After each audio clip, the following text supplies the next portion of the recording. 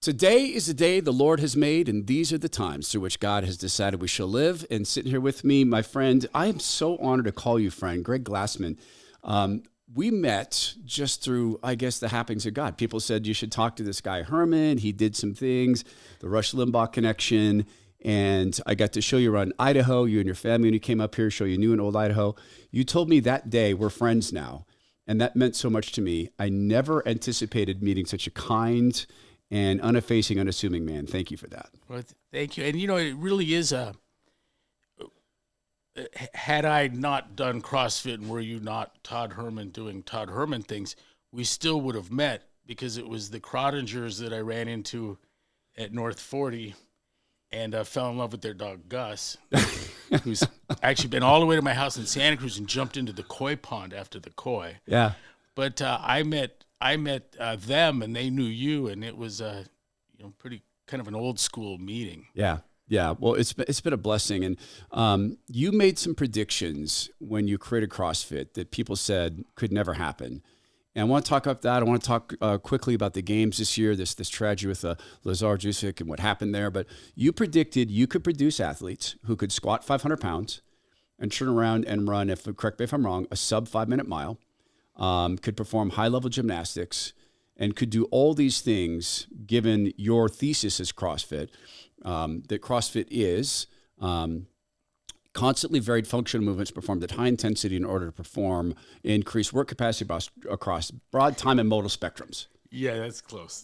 Yeah. That's close. I'm nervous saying that to the creator of that. I'm nervous. Good. But you that came true. Yeah, the first fundamental theorem of CrossFit is that constantly varied high-intensity functional movement would increase work capacity across broad time and modal domains. I got it close. Okay, yeah, it's very close. Close enough. And, that went unchallenged. And so people had every kind of problem you could imagine with CrossFit, but no one said, that's wrong. And with time, what comes to be, what you're hearing there in constantly varied high intensity functional movement increases work capacity across broad time and modal domains. What we have is CrossFit in the constantly varied high intensity functional movement and fitness in the increased work capacity across broad time and modal domains. Now, what's important here is that we are going to call an increase in work capacity across broad time and modal domains. We're going to define that as fitness. And you have a right to do that. Definitions aren't right or wrong. They're consistent or inconsistent. They're useful or not. They produce utility or not. Yeah. Right? And so, if you're going to call that houseplant a tiger, I'm okay as long as I know that when you say tiger, that's what you're referring to, that ficus benjamina or whatever it is. Yeah. We can still communicate. But what we did was we adopted work capacity across broad time and modal domains as a definition of fitness. And then what we told the world is that this will have application for any and all activities. And that, in fact, turned out to be true. And the expression of that in local communities, and what I mean by expression, the application of that concept to your friends and neighbors in the barn, gave living proof to the very concept. And so without looking for Japanese string quartets traveling internationally or heavy metal bands, they came forward to say they were CrossFitters. And this was true of astronauts, football players, rugby players, fill in the gap, war fighters, some of our proudest, first responders. Yeah. Huge thing in the CrossFit community. And my point in bringing this up is partway to bridge into, you come from a scientific background, given the virtue of your families and your minds, the minds of your parents. We'll talk about that. But these predictions came true also in terms of reversing type 2 diabetes and heart disease and metabolic disorder. These are things you wrote about. These aren't guesses. You don't have to guess that Greg said these. Greg Glassman wrote these things down. So you have a scientific mind. You've had scientific outcomes, and I want to get to that real quickly. Let me just ask you, though, the games, this tragedy, Lazar Đukić, he drowned. I looked at the numbers on this. Triathletes drowned. It happens, sadly, sort of commonly. First death in CrossFit, horrible tragedy. But as a guy who ran it and founded it, what'd you make of all that? It's it's tragic, and my heart goes out to the athlete and his family, the people, loved ones he leaves behind, of course. But then, you know, as the morning eases and you move forward, I think it's imperative that you look at two aspects of this and treat them somewhat independently. The first would be, why did we not pull Lazar onto a paddleboard within seconds? Yeah. Why did that not happen? Yeah. And if you don't pay attention to that, I think you're irresponsible, foolish, immature, and probably shouldn't be weighing in at all. If you think that's all that's important here, then similarly, I think you're foolish and immature and irresponsible. There's more to it than that, though that is important and independent of the other aspect. And the other aspect is, why does a professional water polo player in the prime of his fitness in life drown on the finish line of a nothing race? Athletes die in sport. Swimmers don't die at swim meets. And when you look at those triathlon deaths, and boy, you know, Lazar made the list of multi-sport and triathlon athlete deaths within hours of being passed away.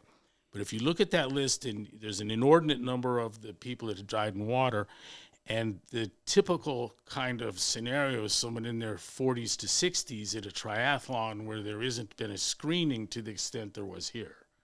And so this was a professional event of professional athletes, and they lost a kid tragically, and they got to figure out both. We need to know what happened to Lazar, that he fell under the water, and that may have been something that it may look like perhaps he should have been DQ'd from even being in a competition.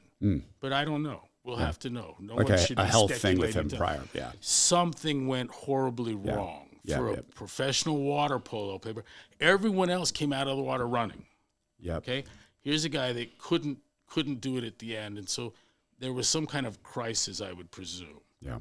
And in terms of the rescue, I want my responders, the expectation would be, and I know Dave would feel the same. Dave Castro, the guy who runs the games. Yeah. Yes. You don't care if the person's dead or cramping. You want them onto the board and towards help as soon as possible. Yeah, and look, Dave is he was a Navy SEAL. The ethos is you don't leave anyone behind. You never leave anyone behind. If Dave was there, he would have been in the water. I mean, if he was there, Dave would have pulled Lazar out of the water himself. Yes. I don't have any doubt about that. I don't know him well, but you do.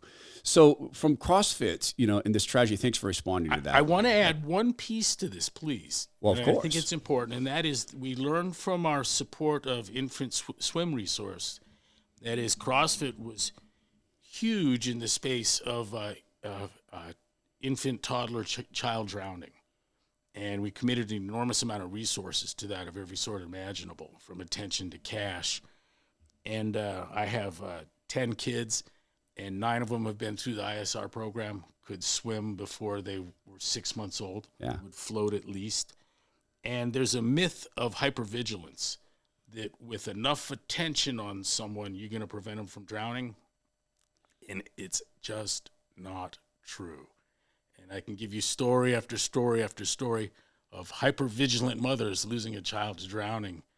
And I mean, as simple as put a kid on the floor, turn around, put the bottle in the refrigerator, you turn around, the kid's gone. There's a search of the room, the house, the other rooms. There was a doggy door behind the bookcase. The kid made a 5-foot crawl out. The door was in the pool. They didn't find him till it was too late. And, that's hard. But Dave's going through a lot of that. I mean, he's tortured by this. Castro. Of course he is. Yeah. I knew he would be. I knew he was ill-prepared for this because nobody is. Yeah. There's no amount of kicking indoors, killing terrorists that's going to prepare you for someone drowning while you're watching. Yeah. And but the community will survive it. Yeah. It won't be the last time either. Someone's going to have a heart attack on a rope climb, and then the rope climb is going to be dangerous. Yeah. It happens. I remember once, and I said this would be an aside, it'll be quick. I remember once watching a client after a long warm-up start a process of a beginning warm-up for a run at bench. and we had 95 pounds on the bar, and he was just going to mime it. And we were moving in the direction of like 425, 430. Just reaching down towards the bar. He did that classic reach behind. Yeah. And I'm like, dear God, Dave, another 6 inches, and it would have been a deadlift accident. But it was what happens to people, you know? Yeah. And so things happen, and something happened horrible to Lazar, and they didn't catch it in time to pull him out. Yep.